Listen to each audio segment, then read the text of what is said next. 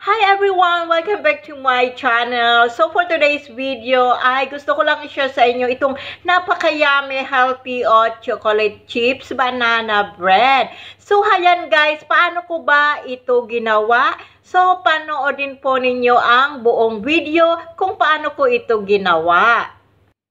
So, ito nga palang oats ang ginamit ko, guys. Ito ay may gluten-free. So, gagamit tayo nito ng 200 grams or 2 cups rolled oats. So, hayan, kinikilo ko nga po. Kikilo ako ng 200 grams. Hayan. Tapos, ito naman yung chocolate chips na aking gagamitin. So, kailangan ko ng 50 grams or half cup of chocolate chips, guys. So, ito nga pala yung mga sangkap. 3 banana at ito na yung tinimbang kong chocolate chips at 1 teaspoon baking soda and 2 egg and honey. Kung wala pong honey, pwedeng gamitin yung maple syrup. So, hayan at ito na yung oats. Sa ngayon, ay gagamit nga pala ako ng blender. So, i-combine all the ingredients except po sa chocolate chips. Yung chocolate chips ay hindi po i-blend.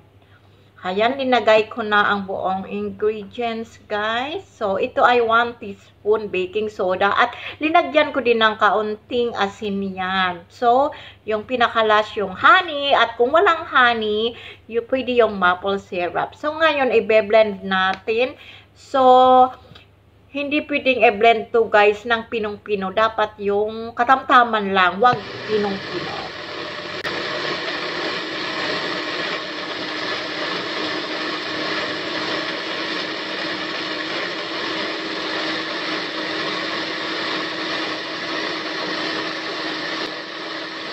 Hayan, okay na. Ganito lang po. So, hayan, ganyan lang okay na.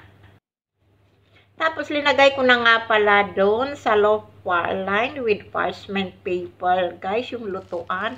So, ayan, yung 50 grams na chocolate chips, imimix po yan dyan sa pinag-blend ko, guys. So, bukod sa chocolate chips, nagtabi din ako na ilalagay ko dyan sa ibabaw. So, hayan, yan, guys. So, yan. Yan. Top with additional chocolate chips. So, bukod po sa 50 grams na tinimbang ko kanina, dapat magbukod din sa ilalagay sa ibabaw. So, hayan guys. Napakadali lang po nitong gawin. At napakayami talaga.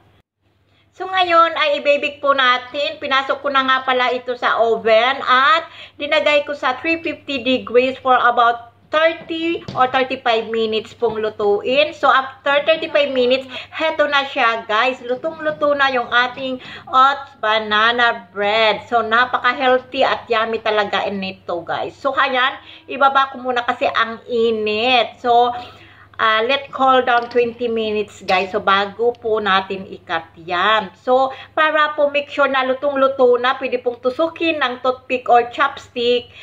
Kung talagang luto na yan, ay malinis yung toothpick, guys. Walang dikit-dikit. So, sure na luto na yan. So, ngayon, guys, after 20 minutes, hayan, kinat ko na yung ating banana bread, yung oats chocolate chips banana bread. At syempre, dahil ako nagluto, ako nang titikim at kakain. So, hayan guys, napakayami nito guys. So, gustong-gusto talaga ito ng mga tao dito, yung mga bata, yung boss ko. Kaya naman, pang 3 bisis ko na po itong pag-bake nito. Dahil ito ang kanilang snack. At pinapabaon ko din ito sa school ng mga alaga ko guys.